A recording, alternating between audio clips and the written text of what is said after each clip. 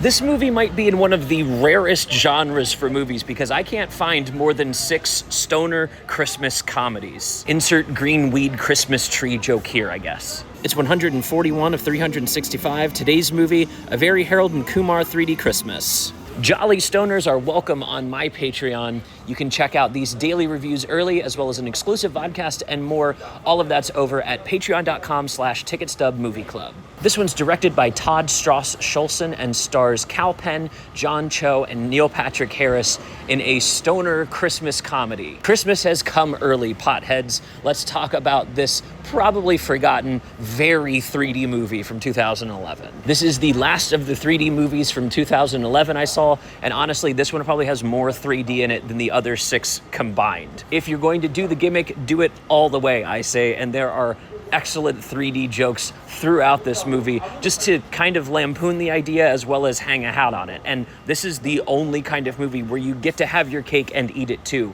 because you have the munchies. I saw this in 2011 because I had seen Escape Guantanamo Bay while I was in high school and then followed that up with the first movie, making this a very backwards way for me to watch this trilogy, but that's okay. Again, I don't really care about the overarching story, and they don't really either. In high school, I was a dabbler in the drug scene, so these movies made it a lot more comfortable and safe feeling to experiment with this kind of stuff. If it's just goofy guys doing this and the results are hilarious instead of life-threatening, maybe I could dabble too. Rewatching in 2025, I was kind of taken aback by the movie's genre. I started listing movies that I think fall into this genre, like The Night Before, but there aren't many of them. A stoner Christmas comedy is kind of maybe a hole that we have in our American movie palette that we could fill. Because of that, the ideas in this movie are wild and fun, so let's get into the 3 things that I dug about A Very Harold Kumar 3D Christmas. Wow, what a title mouthful.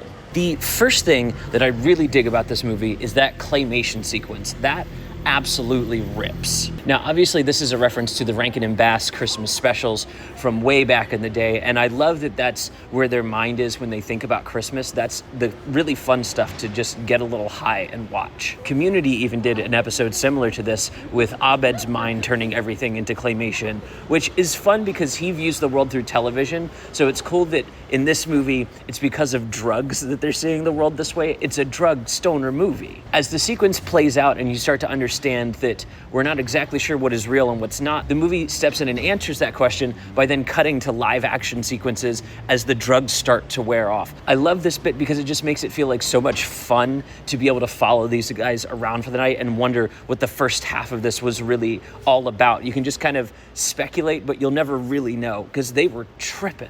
The second thing that I dig about this movie is the NPH sequence. So if you're a fan of the Harold and Kumar movies, you know that in every single film, Neil Patrick Harris is going to show up and fuck their shit up. That is like why he exists in this universe as a meta version of himself. But since the first movie, he's changed a lot as an actor. He's had many more opportunities. And so this movie takes its time to not only acknowledge those things, but acknowledge the fact that this is a Christmas movie.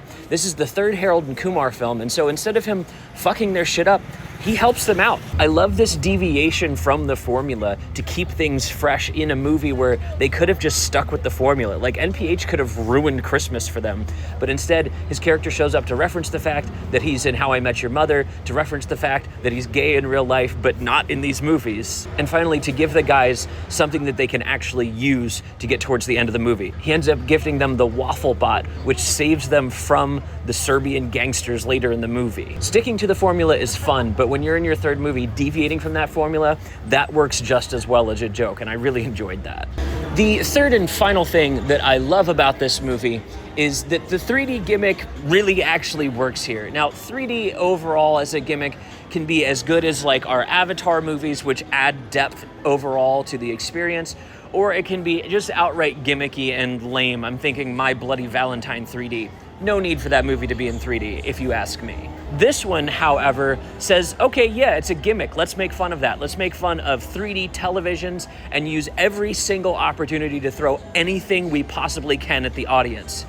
We get puffs of weed smoke, cocaine, Machete's jism flies into the screen at us. There's just so much going on and added into the 3D that it goes from being funny to unfunny to absurd to a degree that I just ended up loving it by the end of the movie. Now, my recent rewatch was not in 3D, but listen, I'm a filmmaker. I know what was supposed to be popping out of the screen at me, and I found all of that to be funny and maybe even a little charming.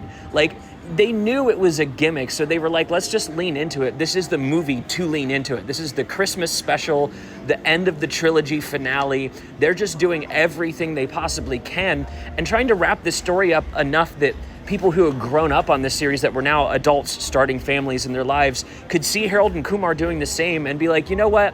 If they're going to be all right, so will I. And if they have to lean into the gimmick a little bit, maybe I can too. Maybe I'm not too cool for 3D. I appreciate that. I appreciate that lean into it in a way that makes me want to maybe attempt a 3D movie in the future, only if it's a comedy and only if I can do the crazy stuff that they got away with here.